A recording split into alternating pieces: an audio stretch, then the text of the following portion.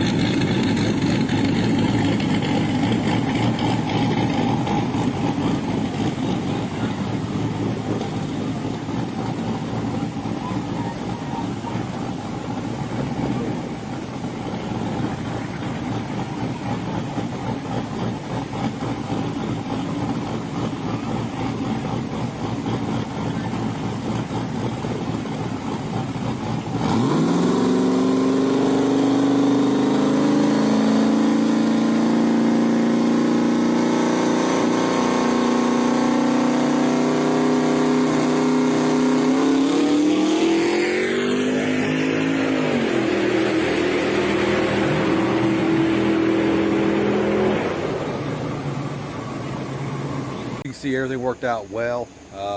Like I said, basically left, I was on the brake, basically call it the foot brake, because I left about 3,000 RPM and 2 PSI. So it was nothing ecstatic. The car was slow. Clearly, it would be slow at that point. So I'll take it for what it was. The wheels didn't fall off, and it stopped. Big win. Big W there. Second pass, decided to spice it up. 6-pound leave. The two-step was set at 3,600. I'm going to tell you something about that in a minute. So, there it goes. We were going to target 16 pounds on the first stage and 18 pounds on the second stage. I won't hit the scramble at all on this one, and here we go.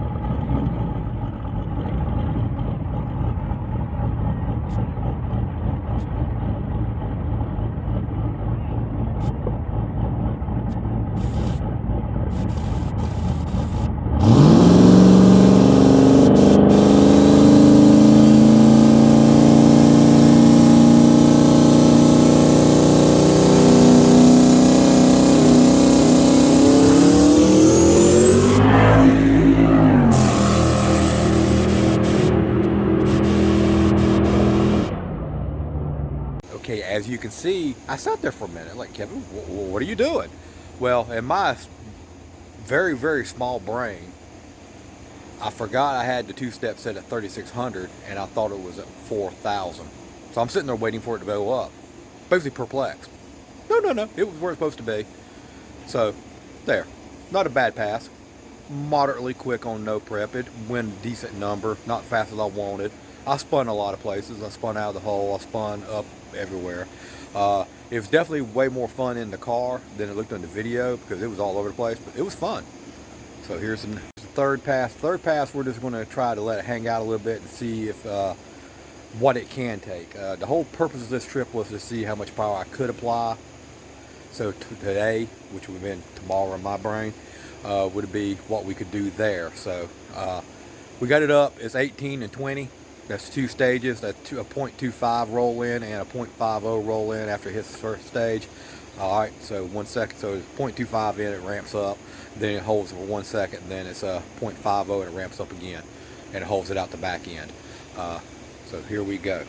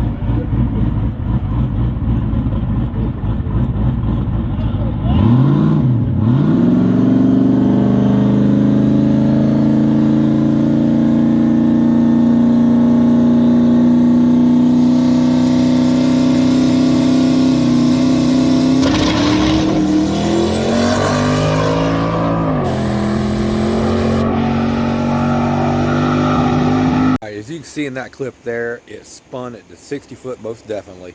It spun probably 100 foot out. It spun 300 foot out. And then it broke loose again just a little bit, about 500 foot. And I did what any reasonable human being would do. I hit the scramble button and basically drove the piss side of the car to see how much it could hang on. It was slow. It was one of the slowest passes of the night because I was all over the track. And the video doesn't really show it, but the car was all over the place. And but it held together, it stayed straight, it was controllable, and that's what I wanted to know on the fringes of what it could do. Can it be controllable? And it was actually very, very controllable. So big W there. I guess I did an okay job putting the car together because even when it doesn't have traction, it's controllable, and that's good. So we're going to turn it down a little bit today for the first pass and hope we get out the first round. I think there's 12 cars listed in the class, so stay tuned for that video. I do appreciate y'all watching. I'm just out here just doing some morning maintenance, and tomorrow's video you will see we'll actually be at the track doing the event. Today was just nothing but testing, but I'm going to charge my little battery there just in case I need it. I'm going to fill the fuel tanks up. I'm going to check all my pressures, and yeah, I just drained my puke tank out. Not bad. This is the same bucket I use all the time. Not bad at all, actually. So we're going to shut this valve off here. Let's hop up here, reach back here and try to bust my butt, turn that valve off. That's the puke tank right there. I got about 3 gallons in the tank. I'll put 5 more in there and get about 8 gallons in it.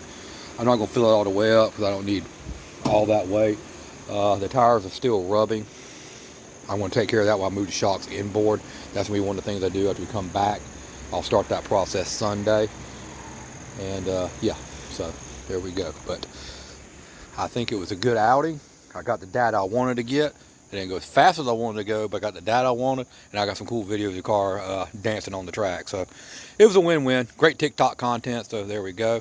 By the way, if you're not following me on TikTok, follow me on TikTok. Same name as here. And follow me on Instagram. Same name as here. I'm horrible at posting on social media. The weirdest thing of all places now that I have the most followers is Facebook with 6,600. Hard to believe I went from 46,000 to this. But anyway, I digress. Oh, the truck did fantastic last night. Did great pulling and everything. This truck's still down. New distributor coming to O'Reilly's today. Hopefully that will fix it up. But I guess I'm gonna wrap the video up here, and we'll come back later today and start recording again and see about getting you some good content or some drag racing. I should have Chase with me today. He said he was coming, so I might let him drive the car so I can focus on recording and stuff. Although I do love driving my car, it makes me happy. Like I said, none of this was about me trying to go fast last night. None of me